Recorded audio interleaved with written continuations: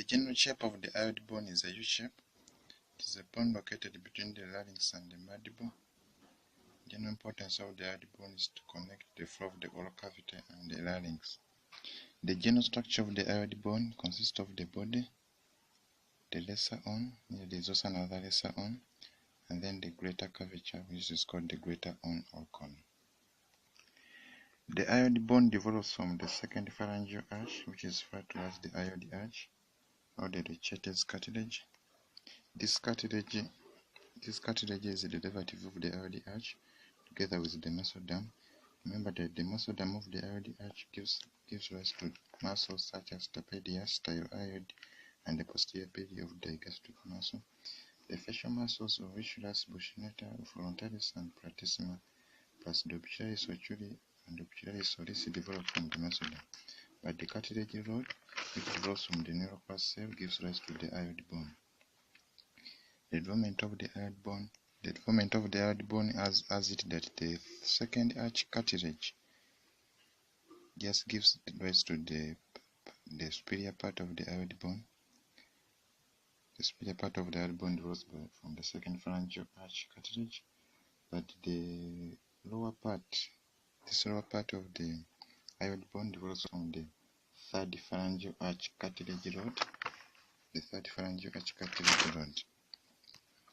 Remember that the second phalangeal arch cartilage is also the derivative of cranial nerve number 7, and the third phalangeal arch cartilage, phalangeal arch is the derivative of cranial nerve number 9.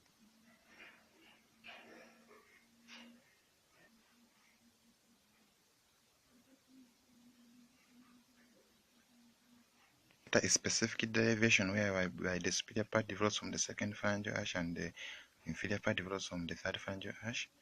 The hyoid bone then develops by endochondral ossification beginning week 5 of fetal life. The greater horns from the third phalangeal arches, as I've said, but the lesser horn from the second phalangeal arches, as I've said. But the development has to be complete by month 4 to 5 of the gestation period. The fusion of the four horns creates the body of the hyoid bone. The greater corner horns are the first to be ossified, having 2 ossification centers, one in each corner or horn, followed by the body again having 2 ossification centers.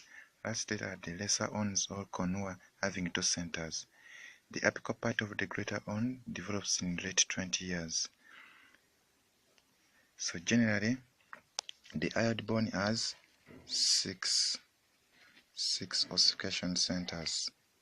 Based on the attachment, muscles attached to the hyoid bone are divided into 2 muscles: suprahyoid muscles and infrahyoid muscles.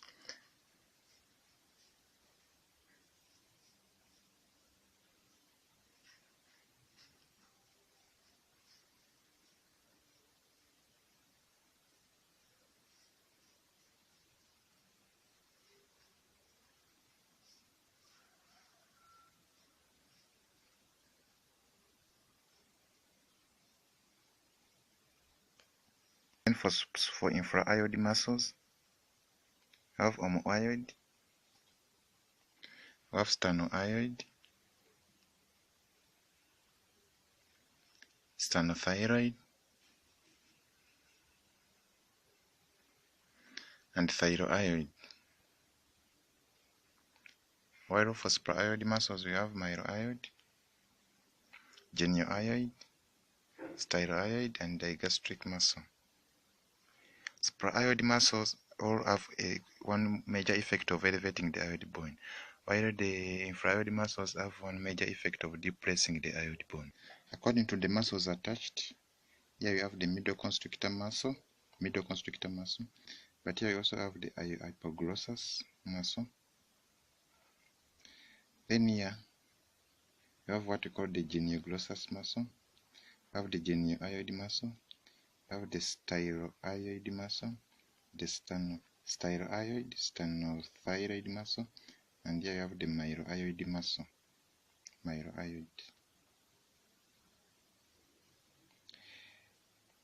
All the suprahyoid and infrahyoid muscles are extrinsic muscles of the hyoid bone, but you have intrinsic muscles of the hyoid bone, and these include the styloglossus, the genioglossus, the hypoglossus, or what we call the hyoid glossus and the parietal glossus.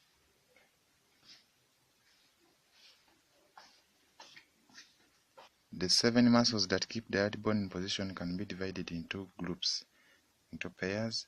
There are 2 muscles that pull the hyoid bone upward and forward. This is the mylohyoid and the geniohyoid. There's a muscle that pulls the hyoid bone upward and backward, and that is the stylohyoid muscle. There's a muscle that pulls the hyoid bone upward speedially but by means of a pulley, that is the digastric muscles. And then there are some feeding muscles that pull the hyoid bone downwards inferiorly. Those are the thyroid muscle, sternothyroid muscle, and the omohyoid muscle.